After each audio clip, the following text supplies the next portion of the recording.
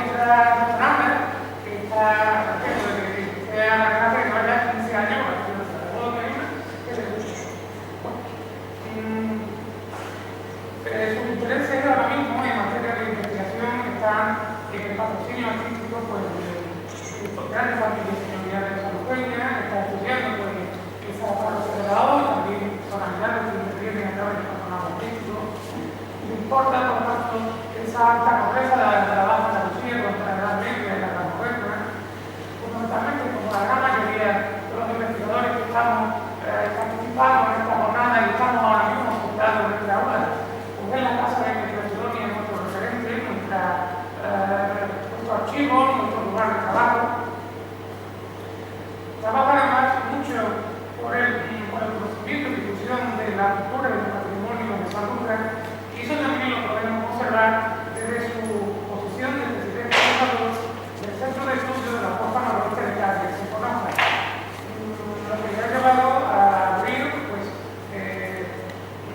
una plataforma digital de director de un boletín y de un anuario, donde pues, de una manera consensuada pues, viene publicando muchos participantes de esta jornada, que están aquí presentes como José María Hermoso, con diferentes aspectos de la historia, la cultura y el patrimonio de San Lucas. Por supuesto, pues, tiene que trabajar con el profesor de educación secundaria de la Copa de Andalucía y tiene que trabajar.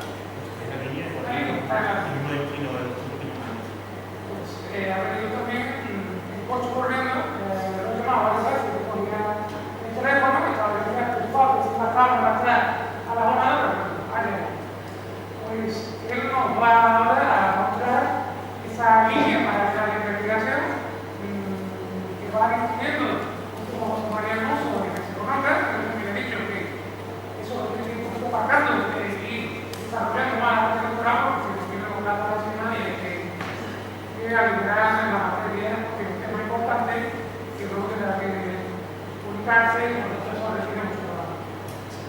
Como yo creo, pero también eso es lo que tenemos que ir. Sí, ya sé muy breve.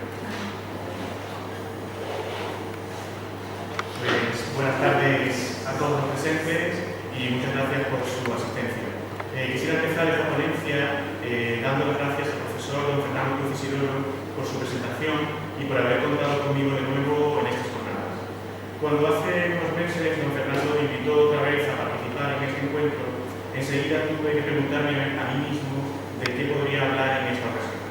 Y tras pensarlo algún tiempo, le comuniqué que mi ponencia se titularía Novedades, perspectivas y reflexiones en torno a la historia del arte en San Lucas de Barrameda.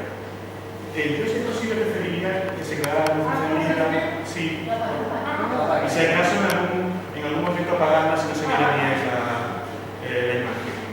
Bien, y debo reconocer que este título no aclara demasiado el contenido de la charla, por ello comenzaré diciendo que en los próximos minutos, espero ser muy breve, me dedicaré a hacer un repaso por algunas de las novedades que he ido publicando en los últimos años en torno a la historia del arte y al patrimonio cultural de San Lucas.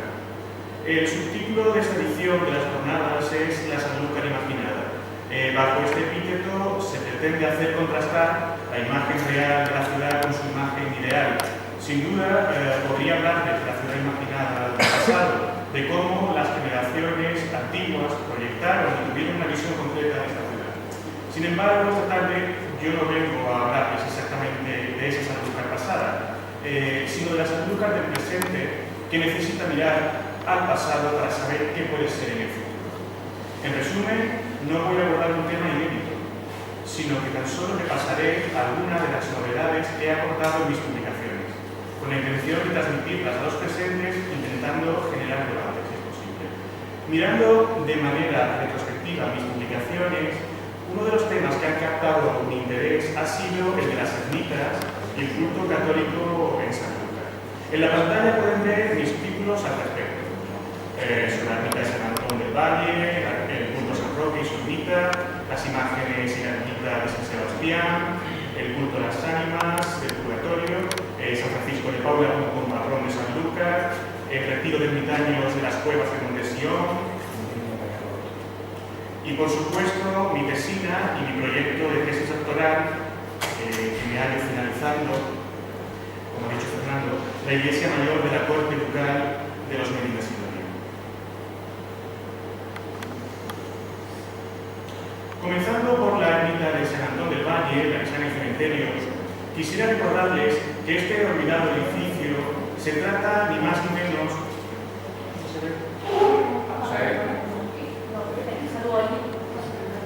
Quizás se veía por antes. La letra no, pero bueno, yo creo que muy bien. Sí. Bien, como decía, comenzando por la ermita de San Antón del Valle, que está en el cementerio, quisiera recordarles que este olvidado edificio se trata ni más ni menos que de una obra de principios del siglo XV, concretamente de hacia 1412. Aunque el templo fue profundamente reformado en el siglo XVIII, añadiendo elementos de valor estético, como su pórtico, todavía conserva la estructura original medieval de la iglesia. Por lo tanto, se trata del templo católico, y esto es algo importante, más antiguo que se conserva en Sanlúcar, más antiguo incluso que la parte mudéjar de la parroquia de Gao, que debemos fechar en torno a 1436-1448. No en el siglo XIV, como se viene diciendo sin argumentos sólidos. Aquí pueden ver el interior de la ermita, una ermita de 3 naves, como pueden apreciar, con arcos formeros de ojiva. Por supuesto, la iglesia está muy reformada en el siglo XVIII. Esa reforma está documentada, pero la estructura original del edificio se conserva intacta. Es una iglesia, una ermita, de la que tenemos noticias desde el siglo XIV, pero sabemos que se reformó hacia 1412 y posiblemente esa sea la estructura que conserva en su momento. Evidentemente, para confirmar esto había que hacer catas en los paramentos, pero es una posibilidad bastante sugerente de que todavía conservemos el cascarón original del edificio. Ahí en la imagen tienen una lápida de las muchas que conserva el edificio en su interior. Concretamente es una lápida del siglo XVIII de una señora sanluqueña perteneciente a la familia Stono, que es una familia de origen inglés asentada en Sanlúcar, que como todas las familias inglesas asentadas aquí pertenecían al comercio con las Indias, especialmente en la época del comercio de Cádiz, y que siempre intentaba de alguna manera refrescar esos orígenes casándose con, pues casi siempre los varones, con mujeres provenientes de las Islas Británicas. También tenemos aquí, no sé si se ve demasiado bien, tenemos la lápida sepulcral de un funcionario de la Casa de Medina Sidonia, concretamente es de don José Aldana y Ordiales, que nos sonará mucho a los que hemos pasado por el archivo, porque realmente aparece mucha documentación. Y bueno, evidentemente él no está enterrado allí, pero se conserva en una de las paredes embutidas, al lado derecho del presbiterio, su lápida sepulcral. Y como ven, orgullosamente exhibe su escudo de armas, ahora tarda un poquito el ordenador, su escudo de armas junto con el de la Casa de Medina Sidonia. De hecho, aquí al Marqués de Villafranca, Duque de Medina Sidonia, haciendo alusión al cargo, a su trabajo, al cargo que había tenido dentro de la administración de las rentas locales del Duque en Sanlúcar. Bueno, aquí les pongo simplemente un ejemplo, no se ve muy bien, es una fotografía de mala calidad, además la obra pictórica está muy mal conservada y se trata de una de las imágenes que alberga el retablo de la ermita, que está pintado horriblemente, pero se trata, como ven, o intuyen, de una representación del arcángel San Miguel, que está venciendo al demonio en forma de serpiente, y la verdad es que se trata de una imagen de mediana calidad, pero bastante interesante, que hace pareja con otra, que es un ángel literario que merecería la pena tener en cuenta. Pasando a la ermita de San Roque y a su culto en Sanlúcar, el texto que dediqué a este asunto daba a conocer al público, en primer lugar, que la ermita de San Roque en Sanlúcar todavía se conserva, aunque el dato no estaba recogido hasta la fecha en ninguna publicación, a menos que yo sepa, y solo era conocido por escasas personas. En segundo lugar, en dicho texto, bueno, antes de pasar a esto, mejor le voy a enseñar el detalle. No sé si ciudad.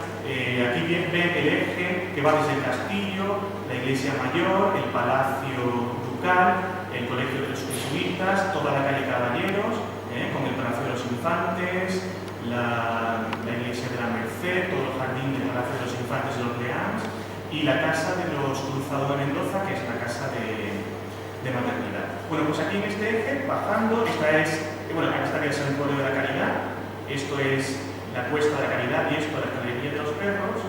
Pues aquí tienen el edificio de la Compañía de María, en la Huerta Grande. Bueno, pues aquí en la Huerta de Angelina, como ven aquí una tapia, y aquí en este edificio es la ermita de San Roque. Evidentemente esta fotografía es antigua, pero el edificio se sigue conservando. Hoy en día es un chalet particular, es una casa. Aquí tienen un detalle. Como les decía, esta es la Escalerilla de los Perros. Aquí se ve parcialmente la Cuesta de la Caridad, el edificio decimonónico de la Compañía de María, y aquí tienen la ermita, que tiene una estructura muy similar a la que les he enseñado anteriormente, de San Antón del Valle.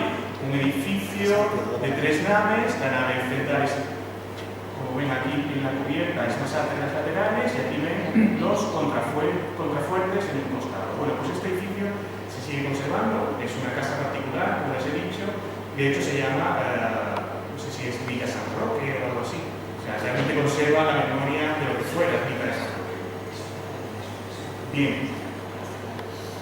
Bueno, esta imagen que tienen en pantalla hoy en día se conserva en la iglesia de los Desamparados, en la plaza de San Roque. En mi publicación sobre el asunto, yo proponía que parece que esta fue la imagen que contuvo en su día la ermita que les acabo de enseñar. Siguiendo un poco los pasos que dio, parece que esta fue. De hecho, la plaza de San Roque se llama así porque cuando se clausuró la ermita, porque peligraba ruina, que al final la ruina no era tan grande porque todavía la tenemos ahí, pues se llevó a una cubilla que había en la plaza de la Ribera y allí estuvo, la cubilla ya saben que es una especie de aljibe, y allí estuvo como agregada como una capilla. Después, cuando se hicieron las panaderías, imagino, y después este edificio, la Casa del Cabildo, que se adosó a las panaderías nuevas, pues seguramente en algún momento pasó a la vecina iglesia de los Desamparados, donde todavía se conserva. Ese es un poco el argumento que yo sigo en la publicación, no demasiado desarrollado, pero bueno, es una propuesta. Pero luego no es la única imagen de San Roque que se conserva en San Isidro.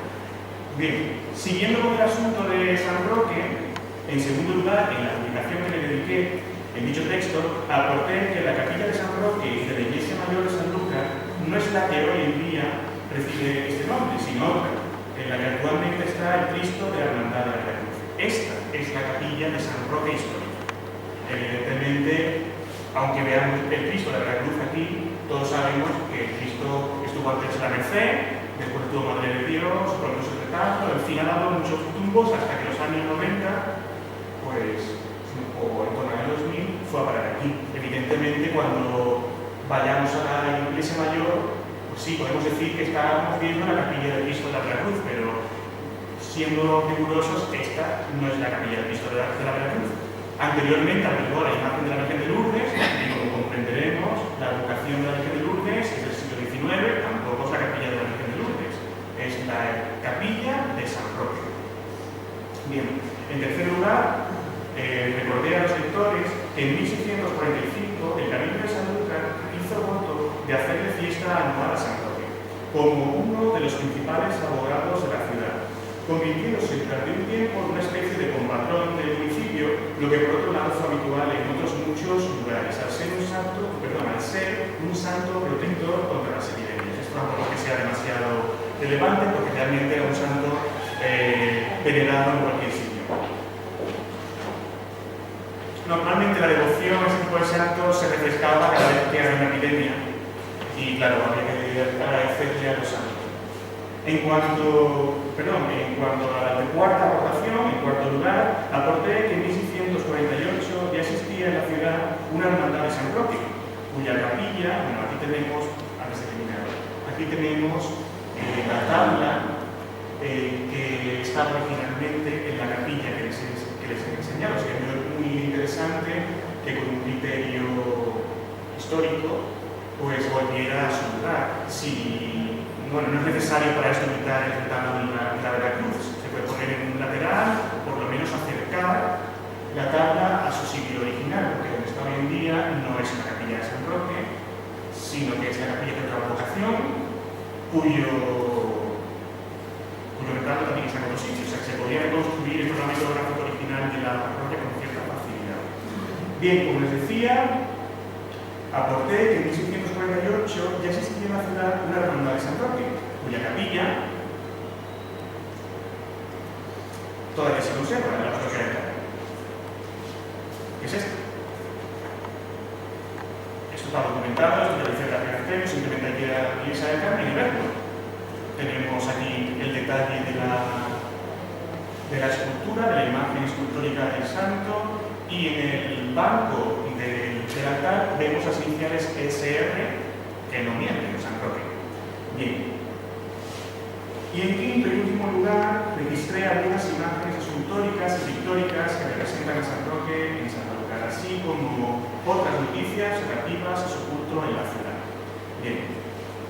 Prosiguiendo con la ermita de San Sebastián, gracias a mi colega, el profesor Juan Antonio Garrido Castro, y a la amabilidad de los artistas María José Gómez Santiago y José Luis Marmolejo, pude dar a conocer la existencia en la parroquia de Los Ángeles de dos interesantes imágenes escultóricas de dicho santo, así como informar de la restauración de una de ellas, que identifiqué en consonancia con la opinión de dichos restauradores con la realizada en 1650 por la Hermandad de San Sebastián, al finalizar la gran epidemia de los años 1648-49. En cuanto a la otra escultura del mártir, propuse que podría tratarse de la primitiva imagen que albergaba la ermita antes de la realización de la moderna. Por lo tanto, y aunque el aspecto es decimonónico, porque está repintada, por lo tanto, como decía, se trataría de una imagen posiblemente del siglo XVI. Esto es no más que una hipótesis que no sé si llega siquiera a hipótesis de trabajo, porque si nos interviene es difícil saberlo. Pero bueno, me parece interesante en consonancia con las noticias historiográficas que hay decir que en 1650 se sabe que se hizo una nueva imagen, se sabe que la antigua pasó a la parroquia de la O, después de Otumbos, en fin. Hoy en día en la parroquia de San Sebastián, que es la de Los Ángeles, tenemos dos imágenes y habría que ver esta si no es una imagen del siglo XVI, muy repintada y muy tocada. Bien, en lo tocante a la ermita, esa imagen tan poco detallada se la pongo por esto. Como decía, en lo tocante a la ermita, recogí la descripción que hizo de ella en el siglo XVIII Juan Pedro Velázquez Carpello, diciendo que tenía 3 naves y un pórtico de 3 arcos, suprimiéndose posteriormente las naves laterales, quedando reducida a un solo cañón. Esta es la noticia que nos da Velázquez Carpello. En torno a la ermita, perdón, el entorno de la ermita se llamaba el Ejido de San Sebastián, o el Palmar de San Sebastián. Hoy en día simplemente le llamamos el Palmar, como ustedes saben. Bien. Que por cierto allí es donde se levanta hoy en día la parroquia de Los Ángeles, que además se llama de Los Ángeles y de San Sebastián, porque es la heredera espiritual de la ermita.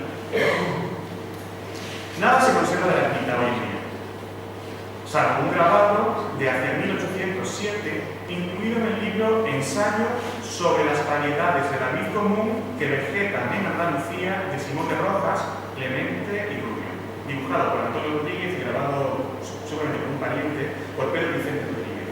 Tuve la ocasión de publicar el detalle de dicho grabado, que es este que tienen en imagen, en el trabajo que realicé junto a mi amigo José María Hermoso Rivero, aquí presente, sobre el libro de historia de Sanlúcar más antiguo que se conoce. En dicho trabajo, además, recogimos un romance escrito por Francisco de las Arteaga, que narra las fiestas dedicadas a San Roque en enero de 1651, en acción de gracias por el fin de la peste que he referido anteriormente, la de 48-49. Pues en el 51 se hace una gran fiesta en Sanlúcar, en la plaza de arriba, en la que se realizaron juegos de cañas y una corrida de toros.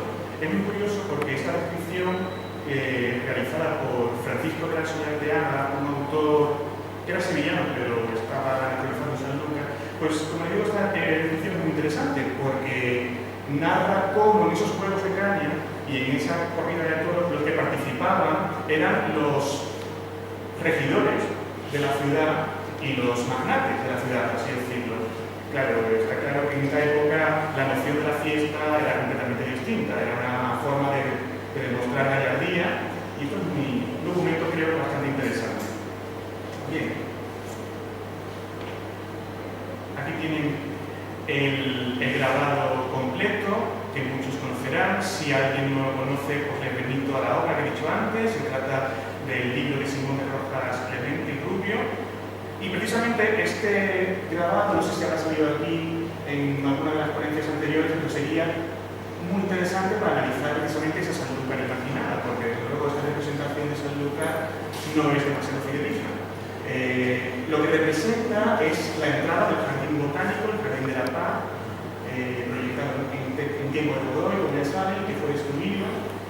Al parecer sí existió un obelisco, posiblemente no de esas dimensiones. Veo difícil que la magnificencia de la entrada se corresponda con la realidad, porque vamos, es que ni el Botánico de Madrid tiene tanto, sí. Pero bueno, lo que sí veo muy interesante también es la representación, bueno, a lo mejor lo enseñaron aquí, la representación de la iglesia mayor, posiblemente el santuario de la Caridad o de la Merced, no queda demasiado claro. Al fondo la línea del océano, un barco, de más entidad, otros barcos veleros pequeños, posiblemente tartanas, y bueno, evidentemente esto es una representación idealizada y creo que correspondería con esa Sanlúcar imaginada a la que alude el subtítulo de estas jornadas. En torno a estos mismos temas relativos al culto católico de Sanlúcar durante la Edad Moderna, en el marco de la realización de mi tesis doctoral sobre la parroquia de Ahora, también publiqué, a petición del párroco don Juan Jacinto del Castillo Espinosa, un par de títulos sobre el culto a San Francisco de Paula, con patrón de Sanlúcar, del que se conserva imagen en dicho templo parroquial, que es la que tienen aquí, y sobre el culto a las ánimas del purgatorio, que fue amablemente publicado en su boletín por la Hermandad de la Sed. En cuanto a este último tema, el de las ánimas, tuve ocasión de publicar las imágenes de varias obras de arte que recogen dicha iconografía piadosa, entre las que destaca el lienzo del altar de las ánimas del Santuario de la Caridad, que tiene un detalle, es una obra magnífica, una pintura de gran calidad, sobre la cual pronto aparecerá un estudio de un colega mío, una revista científica extranjera. Del mismo modo, también publiqué un estudio sobre el terremoto y el maremoto del año 1755 en Sanlúcar, en el que narro, entre otros aspectos, la procesión de acción de gracias realizada con las imágenes de los santos patrones y con los compatrones de la ciudad. O sea, San Lucas, la Virgen de la Caridad, San Francisco de Paula también lo sacaron, así como la imagen de Santa Rita, a quien se atribuyó la retirada milagrosa de las aguas, como recoge un impreso del siglo XVIII, publicado hace unos años por Jesús Legazo Palacio.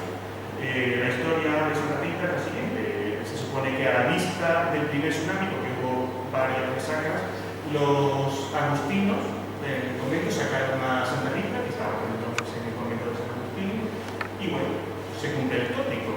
A la vista de las imágenes sagradas, las aguas retroceden, y a partir de ahí pues, se crea un impreso que recoge el hecho milagroso. Bien. Sin embargo, en esta misma línea de trabajo, me siento especialmente contento con el estudio que publiqué sobre el retiro de ermitaños de las cuevas de Montesión. Se trata de un texto en el que pude documentar la fundación de un eremitorio por parte del octavo duque de Medina Sidonia, en torno a 1628. En el conocido como el Alto de las Cuevas, cuya verdadera existencia, más allá de la tradición, había sido cuestionada por los estudiosos. El documento que me permitió realizar este texto fue una carta conservada en la biblioteca de la Universidad de Sevilla y fechada en Sanlúcar el 22 de febrero de 1629, en la que el contador del octavo duque de Medina Sidonia respondía al contador mayor de la Catedral de Sevilla, que le había pedido información sobre el enclave sanluqueño en que unos ermitaños vivían en cuevas, bajo la protección del mencionado duque. La carta no solo demuestra que el eventorio existió, sino que además contiene una pormenorizada descripción del mismo y una interesante semblanza tanto de sus moradores, los ermitaños, como de su protector, el duque de Medina Sidonia. Bien.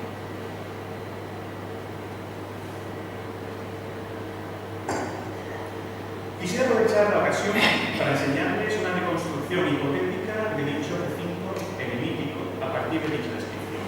Lo que voy a crear a continuación es un croquis, lo hice hace 2 días, con mis pocas dotes de dibujante, pero bueno. Es simplemente para que ustedes se hagan una idea a partir de la descripción de cómo fue ese retiro de ermitaños de las cuevas de Montesión. Como ven en la imagen, la primera cueva era bastante pequeña. Esta es la primera cueva. Esto que está sombreado sería el barro de la barranca, porque el recinto del territorio no se encontraba debajo, se encontraba a una media altura, una especie de meseta a media altura entre el barrio bajo y la parte superior de la barranca. Una cosa a media altura aproximadamente estaba este recinto, una especie de meseta que continuaba hacia arriba, por lo tanto estas son las cuevas, la primera, la segunda y la tercera cueva. Bien, como decía, la primera cueva era bastante pequeña. Se accedía a ella a través de una puerta estrecha, delante de la cual había un antemural que la protegía de las inclemencias del tiempo. En la pared del lado izquierdo de la cueva había una cama excavada en el palo y el interior recibía la luz procedente de una claraboya situada al fondo de la puerta.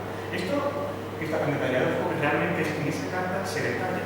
El estilo es muy oscuro, realmente hay que descifrar, porque además en medio de la descripción el autor no para de meter el opus albructi a los ermitaños y la verdad es que es muy difícil descifrar, pero al final nos da todos los datos que les voy a proporcionar en esta descripción. Bien, en esta cueva vivía el ermitaño conocido como el Cordobés, que había sido escribano en Sevilla, posiblemente en la propia casa del duque de Medina Sidonia. Pero como dicen los documentos, y esto es literal, tenía el corazón en la divina Jerusalén y no en la Babilonia de Sevilla, por lo que sacrificó su memoria y desengañado descartó gallardías bélicas y ocupaciones de palacio. Este ermitaño cordobés debió ser el hermano Luis de las Cuevas, que se menciona en los papeles del archivo de la casa de Medina Sidonia, donde este verano he visto varios papeles escritos de su iglesia, donde despliega una magnífica caligrafía, ya que su profesión en el siglo fue la de escribano. Se trata de los recibos de dinero y de los víveres que el octavo duque le proporcionaba puntualmente, que solían ser aceite, pan, vino y atún. Al parecer, en esta época existía un cierto tópico literario sobre los escribanos arrepentidos. Este era un escribano arrepentido.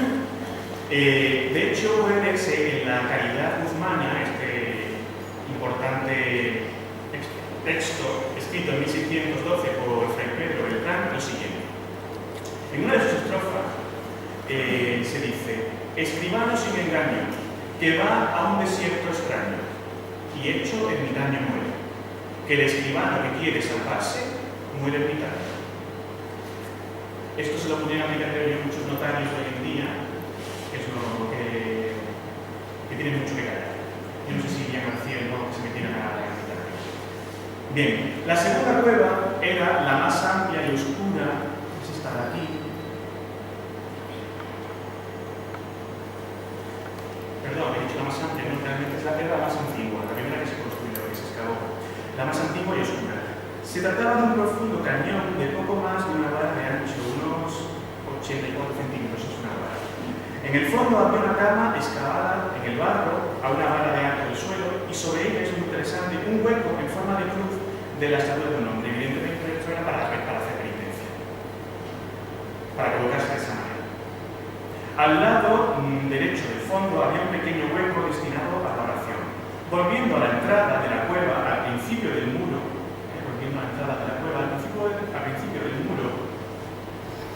se iniciaba un largo corredor que iba adentrándose en la barranca y terminaba saliendo de nuevo al exterior, como ven aquí. Esta es la entrada principal, aquí estaba la cama, aquí un hueco para la oración, encima de la cama la cruz excavada en la altura de un hombre para hacer penitencia y volviendo había otro túnel que se adentraba y salía, de manera que la cueva tenía dos entradas.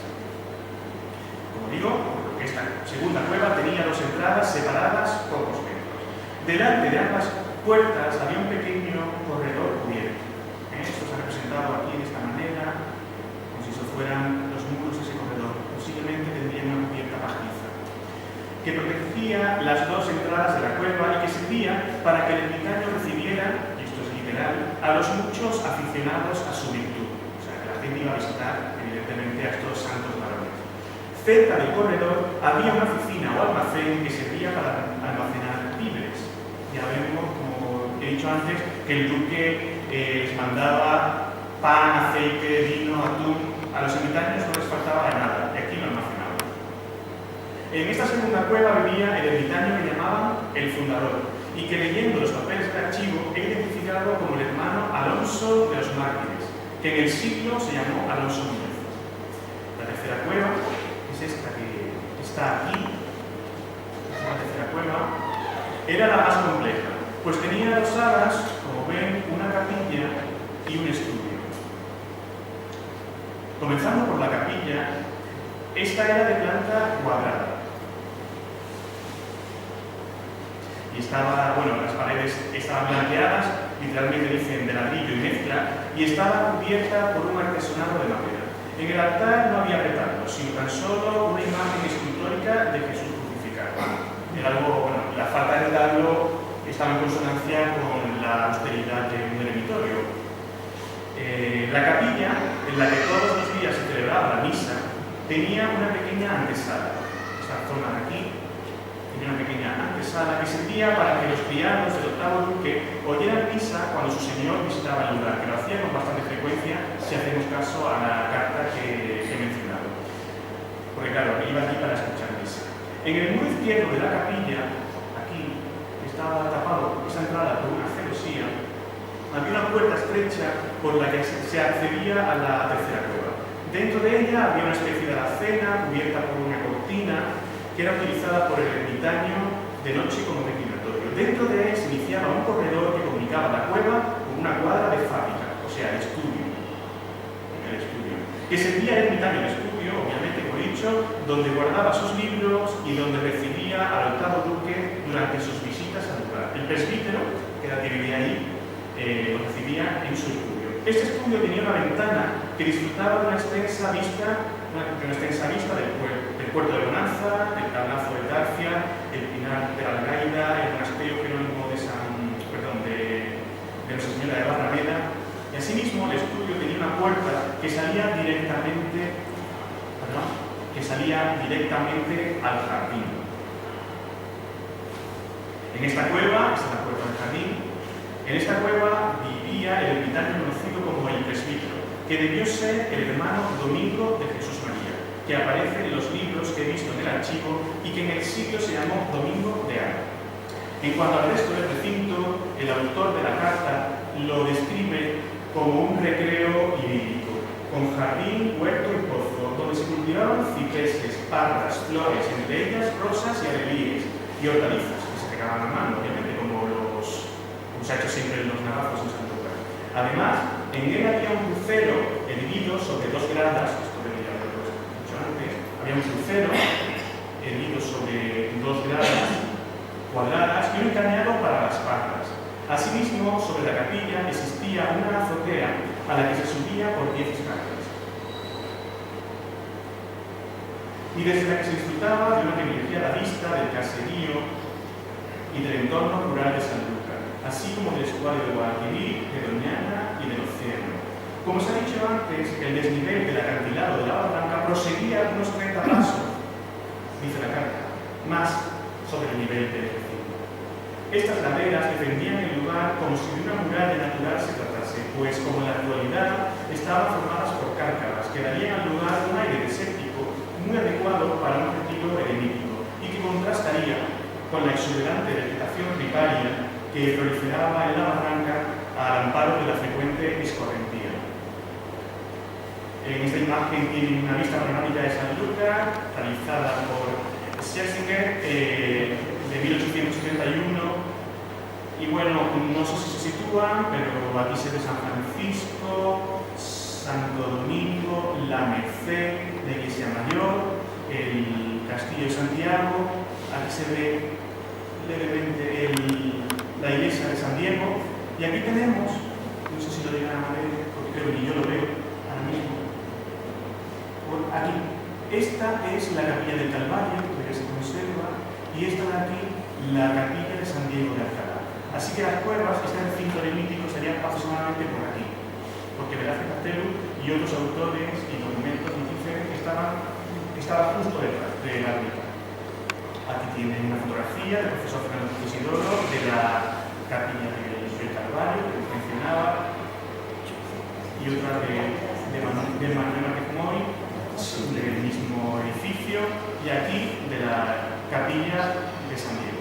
Pues las cuevas estarían un poco más allá, en dirección hacia Roma. Y usando como hilo conductor la figura del octavo duque de Medina Sidonia, fundador de las cuevas de Montesión, que ven en la imagen retratado por el pintor flamenco Juan de Ruelas, paso a repasar mis publicaciones en torno a la casa de Medina Sidonia. Las cuevas de Montesión, la puerta del desengaño, retiro y recreo del octavo duque, la capilla de la Concepción de la Iglesia Mayor, que fue la conferencia que tiene el año pasado aquí, las torres poligonales de los castillos de Tarifa y San Luca, y por último sobre el lema de la casa de Medina Sidonia. Bien, pasando del vergel de las cuevas de Montesión al otro extremo de la barranca, comenzaré por el texto que mi amigo José María Hermoso y yo escribimos sobre la huerta del desengaño, con el subtítulo Retiro y recreo del octavo duque de Medina Sidonia. Efectivamente, en este estudio tuvimos ocasión de individualizar un tema que hasta el momento solo se había tratado de pasada en textos que se centraban en otros asuntos. En nuestro estudio, la huerta del desengaño se presenta como una villa suburbana configurada hacia 1632, formada por un recinto que incluía la casa principal, la casa de guarda, una bodega, viña, huertas, estanques y jaulas para los animales. Se encontraba en las inmediaciones del valle de la Torre de San Juan, o sea, la actual avenida del Quinto Centenario, cerca de las aburridas ermitas de San Antón y de San Roque, en un fértil terreno situado a las afueras de la ciudad e inmediato a la ermita de Nuestra Señora del Buen Viaje, donde el duque había fundado en 1630 el convento de los capuchinos. Por lo tanto, la huerta de desengaño era una quinta extramuros que en realidad estaba muy poco del Palacio Ducal de Sanlúcar, que de por sí contaba con amplios jardines. Esto se explica de manera sencilla. Este tipo de recreos suburbanos era un capricho frecuente de los magnates de la antigüedad, del Renacimiento y del Barroco, emperadores, papas, reyes, nobles y cardenales.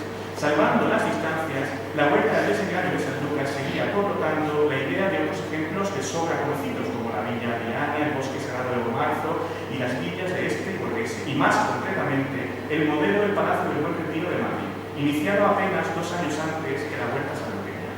La casa principal de la huerta estaba decorada con pinturas, esculturas y tapices. Algunas de esas pinturas eran bodegones y, como ya publicó el profesor Cruz Isidoro, fueron realizadas por el pintor de cámara del duque Francisco. Curiosamente, esta huerta ha venido conociéndose porque en ella supuestamente se reunía una tertulia o academia literaria similar a la celebrada a las afueras de Sevilla, en Mandala, por Juan de Mandala al amparo del conde de Gentes. Sin embargo, mi amigo José María Hermoso y yo tuvimos la ocasión de afirmar en el texto que ha aludido que esta pretendida tertulia procede en realidad del argumento de ficción de una obra literaria de 1658, no de la realidad histórica del lugar. Prosiguiendo con los Guzmanes y sin dejar la barranca, quisiera reseñar a continuación mis textos sobre las torres poligonales de los castillos de Tarifa y Sanlúcar. En él propuse la estimulante conexión visual, emblemática y simbólica que vincula las monumentales torres de Tarifa y Sanlúcar, enriqueciendo la lectura del castillo de Santiago, la lectura simbólica de esta fortaleza, que es una de las fortalezas señoriales más interesantes de la Baja Andalucía. Se trata de un argumento que Edward Cooper, una de las mayores autoridades sobre castillos españoles, tratando sobre la torre del homenaje de Sanlúcar, rozó sin saberlo cuando dijo: una tradición popular atribuye esta torre, de la Sanlúcar, a Guzmán de Bueno, aunque la conocida se le asemeja solamente en su forma poligonal. Curiosamente, esa es la cuestión sintetiana. La torre del homenaje del castillo de Sanlúcar se inspira directamente en la torre de Tarifa. Es la traslación simbólica del principal emblema del linaje, para perpetuo recuerdo del hecho fundacional de la Casa de Medina Sidonia, la defensa de Tarifa, gesta que tuvo como consecuencia directa la concesión del señorío de Sanlúcar a Manuel. Está claro que la relación causa-efecto entre Tarifa y Sanlúcar es innegable. Precisamente en la torre de Tarifa existe todavía hoy una lápida conmemorativa que mandó poner el tatarabuelo del actual duque de Medina Sidonia. En ella se puede leer la divisa del linaje: praefere patria liberis parente necio, que significa un padre debe anteponer la patria a los hijos. Este lema dio nombre a otro de mis trabajos, en el que di a conocer que el origen de esta frase está en una tragedia de Séneca, Las Troyanas, donde el autor latino de origen bélico, cordobés para poner señas, como saben, pone en boca de Agamenón la siguiente frase: praefere patria liberis parente necio, o sea, un rey debe anteponer la patria a los hijos. Esta frase de Agamenón hace alusión al sacrificio que dicho rey hizo de su hija Ifigenia a la diosa Artemisa, por recomendación de un oráculo, cuando al zarpar las naves desde Micenas rumbo a la guerra de Troya, el viento no era propicio a su flota. Por ello, puede afirmarse que dicha divisa establece un claro paralelismo entre Agamenón, rey de Micenas, y Guzmán el Bueno, fundador de la Casa de Medina Sidonia, quien sacrificó a su primogénito Pedro en la archiconocida defensa de Tarifa. En ambos casos, Agamenón y Guzmán el Bueno, en ambos casos, como digo, se realza como cualidad del estadista la primacía de la patria sobre sus intereses particulares, incluidos los hijos. Bueno, ahí ven un detalle a la vista del escudo de Salón Grande del Palacio Ducal, donde la parte inferior, en la filatelia, está precisamente ese lema, que lo pueden leer al revés. Esto es un juego, bueno, se ha hecho de una manera, podemos decir, efectista, realmente con un espejo lo pueden leer correctamente. Una cosa, me parece uno de los detalles más interesantes de este salón. Seguramente, bueno, esto es una teoría, podrían colocar un espejo para leerlo correctamente, porque necesitaremos un espejo para verlo en el sentido de izquierda a derecha y leerlo bien.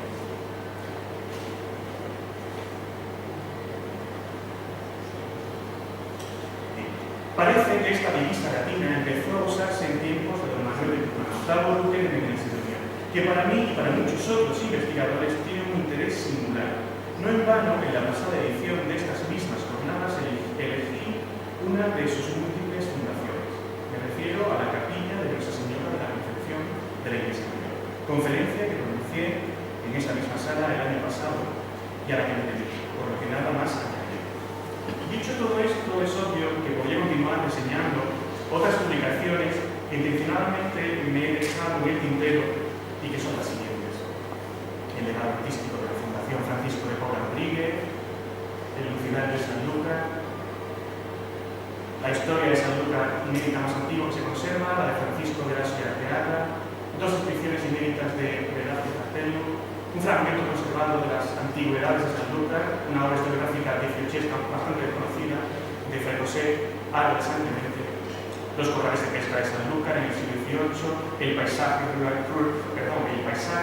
de Sanlúcar en 1911, una guía de los campos de Sanlúcar, la familia Rosas, de la que tienen ahí su casa, la lápida de Francisco Brown, del comercio de Cádiz, Catherine Lee Bates en Sanlúcar en 1899, Sanlúcar en 1900, según dos sonetos, que es un texto muy corto pero interesante porque plasma un pique literario que hubo entre los autores, con Sanlúcar como pretexto.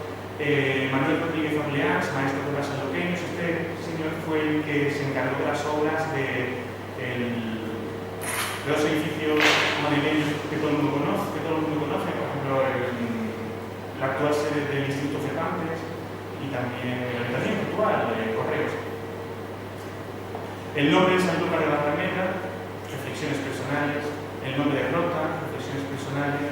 Puerto Lucero, sobre el nombre de Sanlúcar, reflexiones sobre el tesorillo de la Taina, aparición de nuevos restos arqueológicos en el Agostado, dos romances recogidos por tradición oral de Sanlúcar, sobre las copillas de una hermandad, las angustias, Sanlúcar de la Alameda de la Cantiga, Santa María 371, y este es el último que he escrito, que es a propósito del retrato de doña Mariana de Neoburgo, de Claudio Coelho, que se conserva en el Palacio Cultural de Sanlúcar y que recientemente ha sido descubierto, ha sido dado a conocer por dos investigadores.